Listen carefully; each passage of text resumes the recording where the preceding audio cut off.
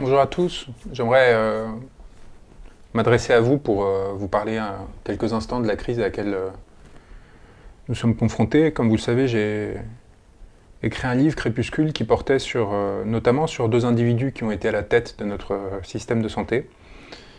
Entre 2012 et 2017, au moment où ont été prises des décisions qui se sont révélées catastrophiques pour la gestion de cette épidémie, et notamment la destruction de l'ensemble des stocks de masques qui auraient dû protéger nos soignants, mais aussi nos forces de l'ordre, nos pompiers, etc. Cette décision politique a été prise en 2016 dans le cabinet de Marisol Touraine, ministre de la Santé. J'en ai parlé brièvement en parlant de Gabriel Attal et de Benjamin Griveaux qui ont appartenu à ce cabinet auprès d'un certain Jérôme Salomon, que vous connaissez tous, mais aussi d'Olivier Véran qui a effectué une mission pour eux. J'ai montré comment ces individus n'avaient aucune compétence dans le domaine de la santé, n'y avaient jamais travaillé. Comment Marisol Touraine elle-même avait été promue à ce poste par la grâce des réseaux de son père, Alain Touraine, un sociologue réputé dans les milieux de la social-démocratie de Michel Rocard, et comment en fait cette promotion par effet d'entre-soi avait amené cette même personne à chercher un entre-soi dans la constitution de son cabinet, en recrutant donc Gabriel Attal qui était le meilleur ami de sa fille, en recrutant Benjamin Griveaux qui était proche des réseaux strauss-kahniens, en recrutant d'autres personnes qui n'avaient encore une fois aucune capacité à penser notre système de pensée. Alors évidemment, quand vous ne pensez pas, quand vous êtes dirigé seulement par vos intérêts, ça provoque un effet assez catastrophique qui est tout simplement de vous amener à avoir une gestion comptable en fait de la situation. Et c'est exactement ce qu'ils ont fait, c'est-à-dire qu'ils n'ont appliqué que des décisions qui étaient impulsées par Bercy, qui visaient à réduire les coûts, appliquer une logique managériale qui a dévasté nos hôpitaux. Donc ça, c'est la première phase. La deuxième phase, ça a été sur les mesures d'économie, toute la question, encore une fois, des stocks de masques et compagnie, mais aussi la destruction des plans épidémiques qui avaient été adoptés sous les quinquennats précédents, notamment par Xavier Bertrand, déjà partiellement détruits par le gouvernement Fillon, mais qui au moins avaient permis de constituer un certain nombre de stocks stratégiques qui auraient dû nous permettre de nous confronter à cette crise. On voit en fait comment l'entre-soi fabrique une forme de corruption non seulement active, c'est-à-dire des personnes qui volontairement se vendent contre des avantages. C'est ce que ferait Benjamin Griveaux en partant en 2016 chez Unibail, qui est le plus grand bailleur de logements, et aussi tout simplement d'édifices institutionnels, ce qui lui permettrait de rendre des faveurs à Emmanuel Macron pendant la campagne de 2017, en lui permettant d'accéder par exemple à la porte de Versailles tout simplement aux infrastructures, gratuitement, et de faire un énorme meeting en ayant, à prix extrêmement réduit, la possibilité de le faire. Et par ailleurs, évidemment, l'effet de l'absence de compétences qui va faire que parce que vous recrutez selon les réseaux de fidélité et la capacité que vous aurez ou non à rendre des services, eh bien vous vous retrouvez avec des personnes qui n'ont aucune idée de ce qu'ils font et qui se retrouvent à prendre des décisions qui vont impacter des millions de personnes sans aucune capacité ensuite à évidemment le justifier ou l'expliquer. Cette crise est évidemment avant tout une crise institutionnelle. Comme vous le savez, 99% d'entre nous vont survivre. Alors, on connaîtra tous quelqu'un qui aura été affecté d'une façon ou d'une autre, surtout si on a encore des grands-parents ou des parents qui sont âgés.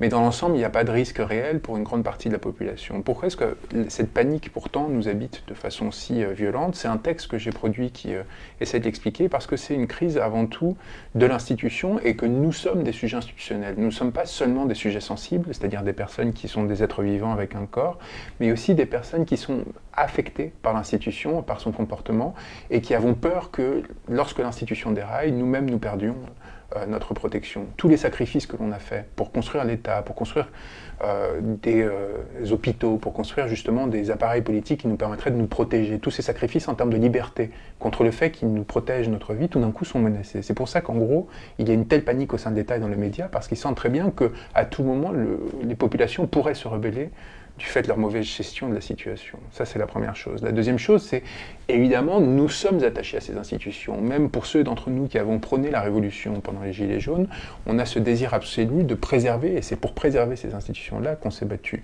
On veut qu'il y ait moins d'impôts, on veut qu'il y ait une gestion plus efficace, on veut qu'il y ait moins de politiciens avariés, mais justement pour renouveler cet édifice qui s'appelle l'État républicain.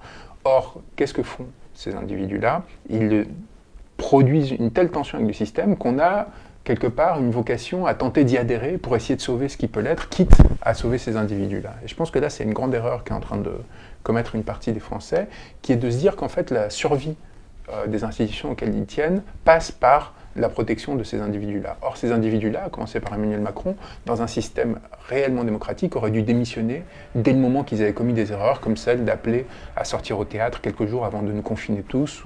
Évidemment, on ne parle pas de la gestion des stocks des masques. Comme je l'ai montré, il n'y a eu aucune commande d'État entre décembre, le début de l'épidémie, et mars de masques, mais aussi de respirateurs artificiels, ou encore évidemment la convocation du premier tour des municipales. On se retrouve dans une situation où, parce que les outils démocratiques nous empêchent de nous défaire de ces individus, on a l'impression qu'il faut les sauver pour sauver les institutions. Et donc ça crée une panique morale très forte, avec des réflexes de violence qui du coup vont se distribuer à l'horizontale au sein de la population. On va commencer à se haïr et tenter de se détruire mutuellement en s'accusant de ne pas respecter le confinement, de ne pas respecter le sentiment d'unité, ainsi de suite, pour essayer justement de se défaire de cette violence d'un gouvernement qui, par ailleurs, n'admet aucune erreur, nous exige de nous taire, nous exige de suivre absolument ses instructions, alors qu'ailleurs, en Espagne, par exemple, eh bien, on a des gouvernements dirigés par des gens normaux et non pas psychopathes qui s'excusent, admettent des erreurs, proposent de participer à l'action collective et ne sont pas dans cette réification du politique qui est propre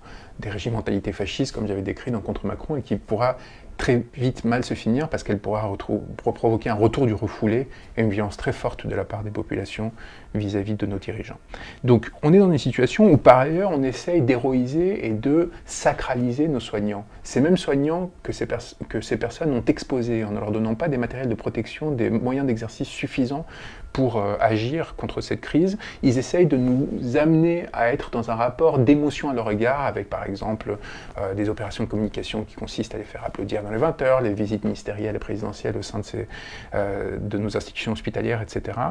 Or, moi j'ai eu une discussion avec Assange, il y a quelques années, où on s'interrogeait sur la fonction du héros dans la société, parce qu'il y avait une tendance chez beaucoup de personnes à essayer de le héroïser, et il y avait une inquiétude très forte chez lui à ce sujet, d'une part parce que toute société qui a besoin de héros est une société qui est dysfonctionnelle par nature. Si vous avez besoin d'un individu pour réparer une défaillance de structure, c'est qu'il y a quelque chose qui n'a pas fonctionné. Et qu'est-ce qui se passe quand quelque chose ne fonctionne pas? Il ne faut pas s'attendre à ce qu'une personne nous sauve, il faut aller régler le problème de structure. Il faut aller corriger cette défaillance qui nous a amené à la situation présente. Ça, c'est la première raison pour laquelle toute héroïsation est dangereuse et surtout un symptôme. Et d'autre part, qui héroïse et divinise s'apprête au sacrifice. C'est quand même une des grandes leçons que les Grecs nous ont données et qui amène à vraiment, devrait nous amener à réfléchir. Nous sommes en train d'envoyer ces personnes-là, nos soignants, mais aussi les riens dont ce gouvernement n'en avait strictement rien à faire, ces personnes qui continuent à exercer pour faire tourner l'économie alors que la plupart des personnes les plus bourgeoises sont simplement confinées, ces individus à partir desquels dépend le fonctionnement de la société, eh bien ils sont tout d'un coup loués par ce gouvernement, loués par la Macronie au sens large, loués en fait par des personnes qui ne les avaient jamais considérés. Et il ne faut jamais oublier cette chose-là. Quand vous héroïsez quelqu'un, vous l'apprêtez au sacrifice. C'est parce que derrière, en fait, on est en train de les faire vivre une situation anormale qui les expose, que l'on essaye de leur vendre en une forme de compensation symbolique qui leur permettra d'avaler la pilule et de rester bien quoi et de continuer à préserver qui? Non pas leur vie, parce que eux s'exposent, mais évidemment nos dominants. Évidemment, préserver le capital politique de ces dominants. Alors qu'est-ce qu'il faut faire dans cette situation présente? Avant tout, contrer les mensonges et défaillances du gouvernement. Alors on l'a fait de plusieurs façons. J'ai révélé d'abord que le Crédit Lyonnais avait des stocks immenses de masques et les a forcés à les débloquer alors qu'ils étaient encore en train de les livrer dans les agences. Donc on s'est retrouvé avec 1 700 000 masques, c'est quand même pas rien du jour au lendemain qui a été rendu à l'État alors que le Crédit Lyonnais continuait à les utiliser. J'ai montré ensuite avec un rapport de la PHP comment celle-ci était complètement débordée. Rendez-vous compte, à date d'hier, il n'y avait que 4 lits en réanimation disponibles pour tous les hôpitaux de la PHP. 4 lits aujourd'hui. On avait révélé quelques jours auparavant qui avait déjà, bien en amont de ce que prétendait le gouvernement, bien en amont de ce que prétendait la PHP, dès le 23 mars, des patients qui étaient sacrifiés, qui n'étaient pas envoyés en réanimation, alors qu'ils auraient dû l'être en temps normal. Pourquoi? Parce qu'on n'avait pas assez de moyens pour se confronter à cette situation. Et pourquoi est-ce que c'est important de donner des éléments factuels qui démontrent qu'il y a un péritie, qu'il y a incurie de la part de ce gouvernement? Parce qu'il est important que l'on sache exactement quelle est la situation pour pouvoir exercer un contrôle sur cette action et éventuellement, évidemment, nous préparer à mener un peu une action encore plus agressive à leur égard, en essayant tout simplement de faire basculer ce régime politique qui nous mène à la catastrophe. Pourquoi est-ce qu'il aurait fallu faire tomber dès le début Macron, dès le moment où l'on a vu qu'il était dans l'incapacité complète de gérer cette crise, dès le moment où il nous appelait à sortir au théâtre alors que l'épidémie était en train de venir? Parce que qui commet des erreurs de cet ordre-là, à cet instant-là, a toutes les chances de les répéter. Lorsque quelqu'un montre son incompétence, quelle que soit la valeur que l'on peut attribuer au suffrage universel, il faut qu'il y ait des moyens démocratiques de les sortir de là. C'est pour ça que pour moi, l'urgence est avant tout politique, avant même d'être d'ordre judiciaire avec les plaintes qui ont été déposées ou qui sont en train de l'être, qui sont menées notamment par Bruno Gaccio, qui est quelqu'un que j'admire et respecte beaucoup. Il faut avant tout lutter pour réussir à créer une pression politique sur ces individus. Or, cette pression politique, elle ne peut pas venir du système tel qu'il existe, et c'est pour ça que les partis d'opposition, à l'exception, comme d'habitude, de Marine Le Pen, qui joue très bien le rapport de la souveraineté, sont en si grande difficulté. Pour une raison très simple, cette crise est avant tout systémique. Si vous continuez à jouer le jeu de la mondialisation, si vous continuez à jouer le jeu du libre-échange, si vous continuez à jouer le jeu de l'Union européenne telle qu'elle existe, évidemment, vous n'êtes que sur une question de performance. C'est-à-dire, est-ce qu'on aurait pu être plus performant qu'Emmanuel Macron ou pas? Alors évidemment, sur ce créneau, vous pouvez l'être. Vous pouvez dire, en effet, bah oui, on aurait pu commander des masques, ne pas détruire des stocks de masques, de s'assurer que ceux qui avaient commis des erreurs entre 2012 et 2017 ne seraient pas aujourd'hui aux responsabilités, qu'il n'y aurait pas ceux en même temps qui nous amènent à supporter des individus qui ne devrait pas être au pouvoir. Très bien, mais je pense qu'il y a une façon d'être politiquement beaucoup plus efficace, c'est de dire, si nous ne nous étions pas insérés dans ce système de mondialisation qui fait que nous sommes affectés sans aucune possibilité de rupture et de distanciation par des événements qui commencent à des milliers de kilomètres d'ici du fait d'un contrôle des systèmes sanitaires et en l'occurrence de la biosphère en Chine qui sont défaillants, si nous avions la capacité à nous protéger de ces flux-là, si nous avions la capacité à produire par nous-mêmes les matériels qui aujourd'hui nous manquent, sans dépendre de commandes qui sont faites en Chine et qui font qu'un ministre de la République, quelqu'un comme Renaud Muselier, est en train de s'humilier. Pourquoi? Parce qu'il est en train de dire qu'on nous vole les marchandises sur les tarmacs chinois parce que les États-Unis sont en train de faire des propositions plus importantes que celles des Français. On voit d'ailleurs là où est la solidarité et l'Alliance Atlantique lorsque la crise intervient. Si nous n'étions pas dans cette position de dominer, alors que nous avons la capacité de retrouver notre souveraineté, si nous n'étions pas en gros ce que ce pouvoir politique a fabriqué, et là je parle bien au-delà de la Macronie, des dirigeants politiques depuis 30 ans, c'est-à-dire une disparition de l'entité France, une disparition de l'entité France en tant que souveraineté, eh bien nous serions en mesure, si ce n'est d'anticiper cette crise, du moins lorsqu'elle intervenait, très rapidement, de nous mettre en position d'indépendance en fabriquant nous-mêmes des matériels, en réquisitionnant et en mobilisant un appareil industriel qui a été détruit, et ainsi de suite. Et donc ça passe par des propositions extrêmement fortes qui commencent probablement par la sortie de l'Union européenne, en fait. La rupture avec une mondialisation marchande qui n'a plus aucun sens et qui nous expose à des crises sanitaires qui, encore une fois, sont relativement secondaires. La situation actuelle et la pandémie à laquelle nous faisons face est relativement mineure par rapport à ce qui demain pourrait arriver. Imaginez-vous si un virus plus virulent était intervenu et avait commencé à circuler. Imaginez-vous s'il ne s'agissait pas d'une affection qui va provoquer peut-être, si la crise est mal gérée, entre 10 et 15 000 morts, soit à peu près l'équivalent des morts qui peuvent être attribuées à toutes les affections relatives au sens large à la grippe par an en France, mais ce qui peut être aussi comparé au nombre de morts que le chômage et la précarité produisent en France chaque année si l'on s'en tient aux études de l'INSERM. Imaginez-vous que l'on soit face à des virus qui, comme la peste en d'autres temps, qui encore existe d'ailleurs, et qui peut ressurgir si des mutations intervenaient. Imaginez-vous dans cette circonstance-là ce que le drame actuel aurait pu produire. Aujourd'hui, nous sommes dans une crise institutionnelle, c'est-à-dire que la panique ne doit pas toucher les membres de la société, mais ceux qui sont dépendants, directement ou indirectement, du système hospitalier. Commencer par les soignants, mais aussi tous ceux qui pourraient tomber malades pendant cette période de façon relativement grave et qui ne vont pas pouvoir être soignés. En cela, c'est une crise de second niveau. Mais imaginez-vous si elle devenait une crise de premier niveau, c'est-à-dire si elle menaçait directement la vie d'une importante minorité, voire de la majorité des Français. Eh bien, regardez déjà toutes les défaillances qui sont aujourd'hui en place. Imaginez-vous, multipliez-les par 10, par 100, par 1000, si on accroît d'autant les taux de mortalité. Un travail d'information, d'une part, pour permettre aux personnes de se rendre conscience de la fragilité, de la vulnérabilité d'un système que l'on disait impossible à bouger, impossible à modifier.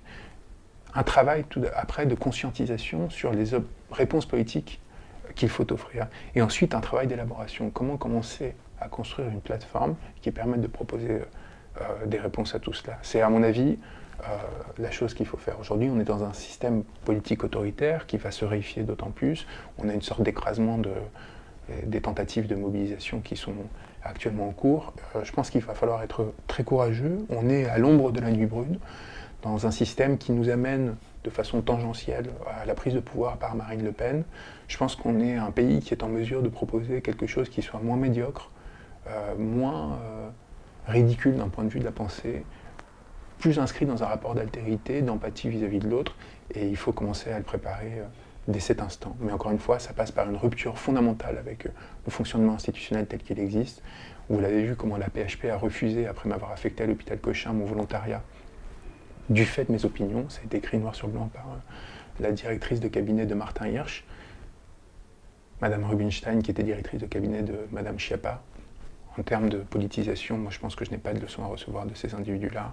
Mais donc ça montre à quel point en fait ces personnes sont inquiètes de mettre le loup de la bergerie dans la bergerie, qui considèrent qu'il y a aujourd'hui en France des personnes qui n'ont plus le droit d'accéder à ces institutions, y compris pour aider, y compris pour compter des masques, et ce qui montre qu'encore une fois, on est à mon sens à un point de bascule, mais qu'il faut commencer à élaborer. Parce que si l'on était vraiment dans un moment révolutionnaire, comme le prétendent des personnes comme Frédéric Lordon ou d'autres, eh bien tout simplement la rupture serait déjà intervenue, parce qu'il n'y a pas de moment plus révolutionnaire en puissance et plus puissant que l'actuel, qui ferait que notre situation étant d'une telle crise, nous déciderions de nous libérer définitivement de ces institutions et d'entrer dans un rapport de rupture. Voilà, je ne vais pas maintenir ce live enregistré pour une raison très simple. Je pense qu'on est dans un moment de bascule. C'est des éléments que je vous donne qui sont importants, mais qui doivent être partagés par ceux qui les ont vus sur le moment. Et voilà, je vais regarder rapidement vos commentaires, voir si vous m'avez dit poser des questions.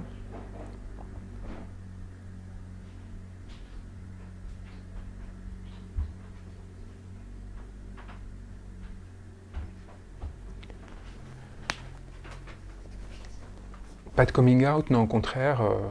On me pose des questions sur les gilets jaunes, etc. Moi, je vais vous répondre très rapidement. Là, la question n'est plus celle de savoir à quel système on appartient ou pas.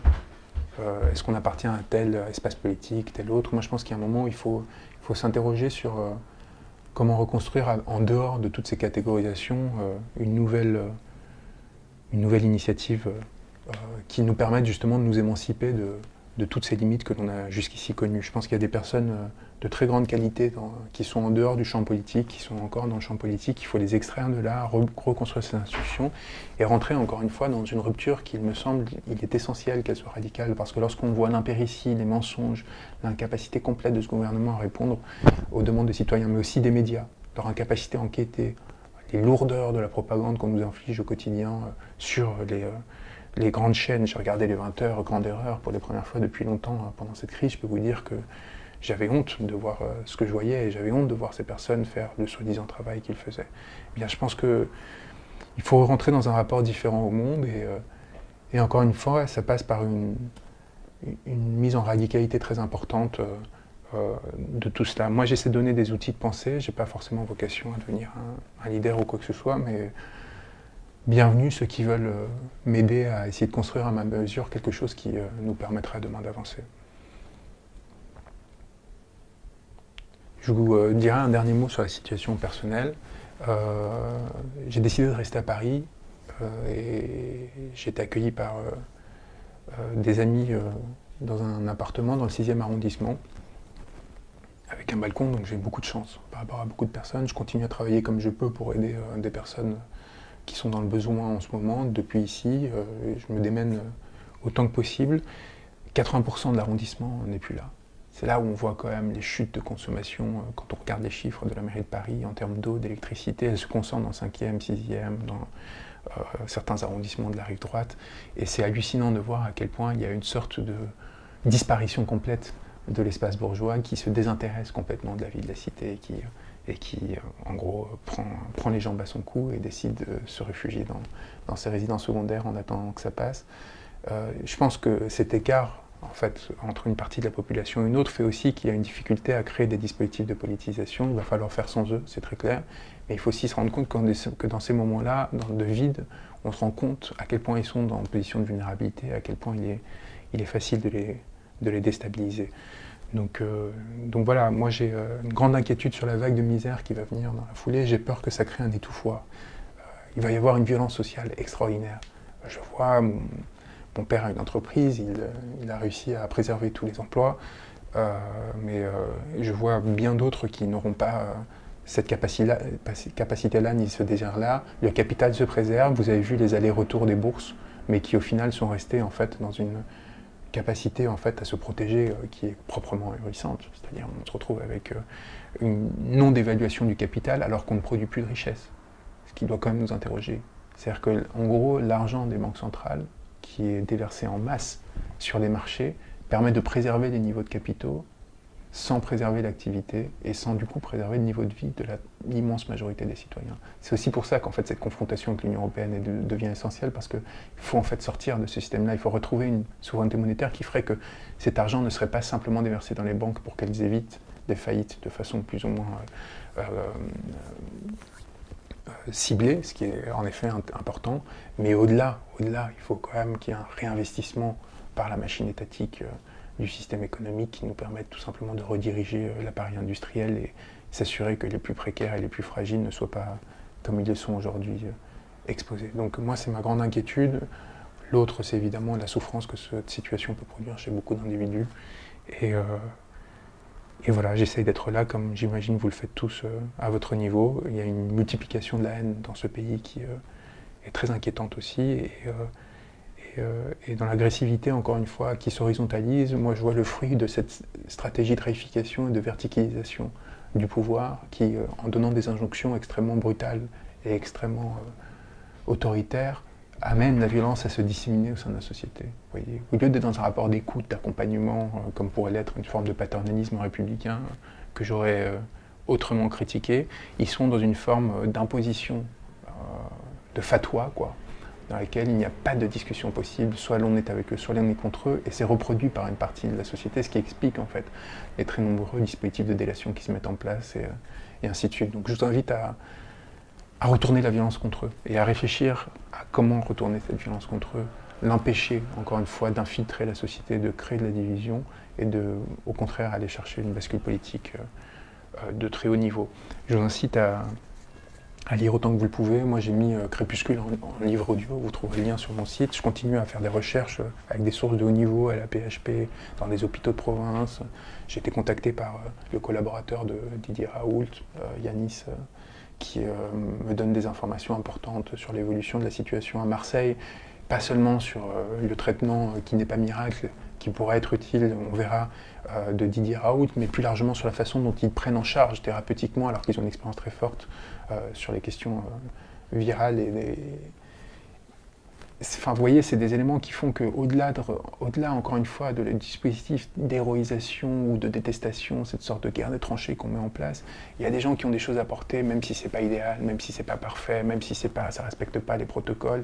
À l'inverse, il faut pas non plus revenir dans une sorte ni de haine absolue, ni au contraire de croyance dans le salut. On est dans des situations qui, encore une fois, sont beaucoup moins graves que ce que l'on prétend, si ce n'est pour l'institution qui, elle, est en grand danger, et donc, encore une fois, en second niveau, pour tous ceux qui demain auraient besoin d'une hospitalisation, là, de grandes difficultés. Ayons en tête qu'il y a bien pire qui pourrait arriver, et que ce que c'est en train de montrer, ces situations, c'est seulement la fragilité de l'État actuel. L'Europe des 26 est-elle morte? Oui, je crois qu'elle devrait l'achever, en tout cas. On doit passer à un autre système politique, on doit se retourner vers nos partenaires naturels, on doit s'interroger sur les défaillances de notre système de solidarité. Vous pouvez porter plainte pour ceux qui le souhaitent. Plaintecovid.fr, c'est une initiative menée par Bruno Gaccio, je pense que David Koubi, mon confrère, est dedans. Sachez que je pense qu'à ce stade-là, c'est par une rupture politique qu'il faudrait avancer, bien plus qu'avec un appareil judiciaire qui de toute façon ne nous aidera pas. Voilà, encore une fois, je pense à vous. Si vous avez besoin d'aide, de quoi que ce soit, échangez avec moi, écrivez dans les commentaires, écrivez-vous entre vous. Il y a des façons de s'accompagner. Je vais faire des lectures donc au-delà de Crépuscule que j'ai mis donc gratuitement, un livre audio. Il y a mon livre sur Assange qui est sorti récemment, que j'ai essayé de partager aussi, qui est un livre important justement sur la notion d'anti-souveraineté, sur comment est-ce qu'en fait on peut faire basculer ces individus-là à partir de cette position de fragilité dans laquelle ils se sont trouvés. Il y a ce texte important un peu plus bas encore sur le coronavirus que j'ai écrit, où j'essaie de réfléchir sur cette question, cet écart entre sujets sensibles et sujets institutionnels. Et voilà, regardez pas la télé surtout, et continuez à vous battre. Ça a été une période extrêmement violente, je voudrais revenir peut-être finalement dessus. L'affaire Griveaux m'a valu un harcèlement journalistique d'une violence que vous ne pouvez pas imaginer en fait. Tous les matins au réveil, des textos me harcelant, me posant des questions sur ma vie privée, sur mon parcours, me demandant des preuves quand je donnais des preuves, passant outre, des modifications atroces sur ma page Wikipédia visant à me faire passer pour des choses que je n'ai jamais été, des rumeurs sur... et j'ai découvert en fait à quel point tout cela, et depuis un an, en fait, depuis la sortie de Crépuscule, même si ça s'est intensifié pendant l'affaire Griveaux et qu'ils ont voulu se venger en fait, de l'humiliation que je leur avais fait subir, tout cela pesait sur moi et créait une violence en moi que j'ai peut-être montrée d'une façon que je n'ai pas pu contrôler. Et je suis passé pour quelqu'un que je n'étais pas, raidi, en rupture, alors que je me réveillais juste tous les matins avec... une douleur importante dans le dos, dans les articulations, des sentiments d'humiliation, de honte, de rage, d'impuissance. Et j'essayais de ne pas les partager, de sublimer tout ça, d'essayer de vous expliquer, de comprendre aussi quels effets de structure faisaient que tout d'un coup ce système se retournait contre moi. Et je suis désolé si j'ai pas été dans une capacité à accueillir un rapport au sentiment qui soit plus noble et plus sain. Mon entourage en a beaucoup souffert. Les personnes que j'aimais l'ont très largement subi, au-delà des insultes qu'ils ont reçues. Je pense à la femme que j'aimais, je pense à ma mère, qui a été quand même de façon suggestive assimilée à une prostituée dans Paris Match, et qui a vu comment ses proches, justement, de cet environnement que je méprise, le 6e arrondissement s'écartait. Et je pense aussi à tous ceux un peu plus distants qui ont vu une pression s'abattre sur eux et qui n'ont pas trouvé en moi quelqu'un qui était en mesure à ce moment-là de faire autre chose que d'essayer de se battre pour rétablir sa dignité. Et que ce soit la mise sur écoute, de façon, les filatures, de façon beaucoup plus intense que ça l'était jusqu'alors, que ce soit les remises en cause sur mes expériences professionnelles passées, que ce soit les insultes au quotidien, c'est-à-dire que j'ouvrais un site internet pour m'informer, Le Monde, Le Figaro, etc. Et je tombais sur moi au quotidien, des articles au quotidien. Que ce soit le fait de fouiller, d'instrumentaliser dans ma vie privée pour essayer de me faire passer pour quelqu'un que je n'étais pas, tout ça, évidemment, produit un effet non pas sur mes idées, mais sur la façon dont j'interagissais avec vous. Et j'espère que vous comprendrez que j'ai essayé de me défendre et que j'ai pu passer pour quelqu'un qui était obsédé par son soi, alors que j'essayais tout simplement de rétablir une forme de vérité. Je trouve que c'était important de traverser ça. J'espère que ça n'affectera pas votre confiance et la capacité qu'on aura à agir. J'essaie d'y répondre en étant le plus rigoureux possible dans les informations que je transmets sur cette crise, en essayant d'avoir des analyses qui prennent un peu de hauteur et qui en fait ravalent à leur nullité ces appareils de pouvoir. Et tout simplement en essayant de reconstruire une forme de rapport à l'humain qui manque à tous dans ces moments d'hystérie. Voilà. Je continuerai à faire mon travail, à défendre mes clients coûte que coûte, à leur montrer ma fidélité, en prenant le risque de perdre ma robe s'il le fallait. Je vous embrasse très fort. À très vite.